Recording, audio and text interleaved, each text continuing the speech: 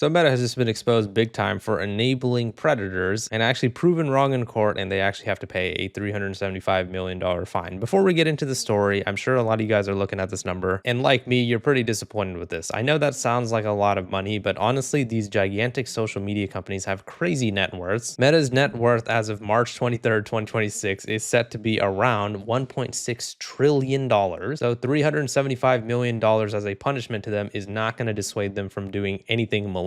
If you had put a billion instead of a million there, and if they lost like, what is that, like a fifth or a sixth of their net worth, then they would be like, oh crap, actually we need to fix up because we just lost a huge chunk of our money. Meta has been ordered to pay $375 million after a jury found the company violated state law by misleading users about the safety of its platforms and allegedly enabling this thing that I can't say, otherwise the video will get demonetized. Remember, Meta, the same company that claims to be the champion of child safety. We need to make sure that there's age verification on every single platform in case you want to breathe. The ones that were putting in like $2 billion of lobbying into all of these politicians to lobby all these age verification laws across the country. The people who claim to want to take care of your kids, these are the same people that are endangering your children, and they have been proven guilty in a court of law. Obviously, we've talked about this Reddit post before. Shout out to this guy for making it. But yeah, this guy did a bunch of research and found that Meta is actually the company that is behind this whole global age verification push that we are seeing around the world. And it is pretty ironic, so ironic that it could cure anemia, that they are actually the ones that are endangering kids to begin with. Now, this isn't a surprising thing. I'm sure a lot of you guys could have guessed that Meta didn't have our best interests at heart when they were pushing all this age verification crap. But regardless, it is nice to see them get proven wrong in a court of law. And now they have nowhere to run, nowhere to hide because the jury actually found them guilty. So jurors found the Facebook and Instagram parent company violated New Mexico's consumer protection law following a lawsuit brought by Attorney General Raul Torres, who accused Meta of failing to protect children from predators. The jury's verdict is a historic victory for every child and family who has paid the price for Meta's choice to put profits over kids' safety. Meta executives knew their products harmed children, disregarded warnings from their own employees, and lied to the public about what they knew. Today, the jury joined families, educators, and child safety experts in saying enough is enough. So the reason why this is actually such a big deal is because the verdict marks a major legal win for the state and is believed to be the first time a state has prevailed at trial against a major tech company over claims it harmed children through its platforms, according to the New Mexico State Justice Department. So the lawsuit was filed in 2023 by the state, alleged Meta creating a breeding ground for child predators and misled users about safety protections on Facebook, Instagram, and WhatsApp. The $375 million penalty is significantly lower than the roughly $2.1 billion New Mexico officials had sought, though the jury awarded the maximum allowed under state law of $5,000 per violation.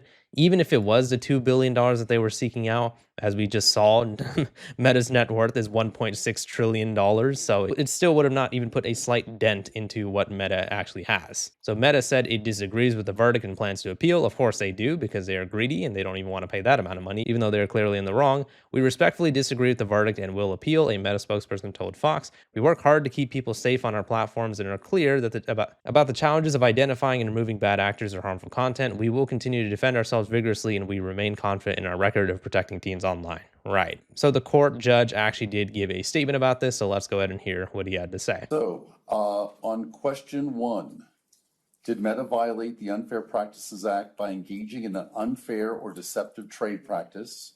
The jury answers yes. Question 2, did Meta act willfully by engaging in an unfair or deceptive trade practice? The answer is yes. Question 3, in accordance with the civil penalty instruction and the instructions as a whole, how many willful violations did Meta commit by engaging in an unfair or deceptive trade practice? The jury's answer is 37,500. In accordance with the civil penalty instruction and the instructions as a whole, we determined that the civil penalty amount per violation in question 3 should be as follows. And with the answer between $0 and $5,000, the answer is $5,000. Question 5, did Meta violate the Unfair Practices Act by engaging in an unconscionable trade practice? The jury's answer is yes. Question 6, did Meta act willfully by engaging in an unconscionable trade practice? The jury's answer is yes. Question number 7, in accordance with the civil penalty instruction and the instructions as a whole, How many willful violations did Meta commit by engaging in an unconscionable trade practice? The jury's answer is 37,000. Question 8. In accordance with the civil penalty instruction and the instructions as a whole, we determine that the civil penalty amount per violation in question number 7 should be as follows. And with a number between $0 and $5,000, the jury's answer is $5,000. Ladies and gentlemen, did I correctly read that verdict? All right. On the record, the court notes that the jury has corrected the answer to question number 7 so that that number is not 37,000, but will be 37,500, which will make it the same as the jury's answer to question number 3, which was also 37,500.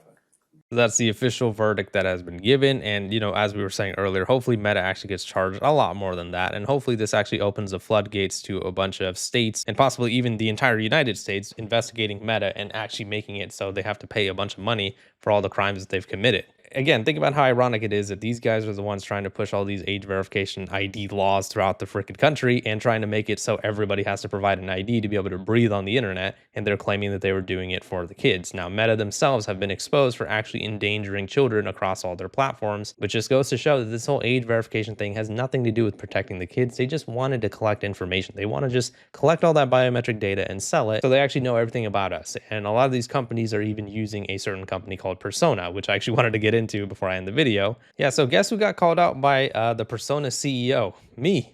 He actually called me out for fear mongering. Yes, that is correct. He actually said that I was fear mongering because I pointed out the fact that Amazon is using Persona as their age verification vendor, and he nitpicked some semantics that I did, and he basically dismissed my entire argument through that. Now, I'm not going to get into that in this video. That'll be for the next video because Rick actually wrote a big long Twitter post where I feel like he made a lot of really bad points, and I feel like it should be addressed in a video. Rick, I'll keep it civil if you do, but if you're going to claim that I'm fear mongering, you better get ready because I'm going to show you line by line why you're wrong. I may be a stupid person, that is true, but I'm not nearly as shady as fucking Persona. I'll tell you that right now. But regardless, yeah, a bunch of other companies were using Persona as a third-party age verification vendor, and Persona obviously has a ton of security issues that they have been exposed for.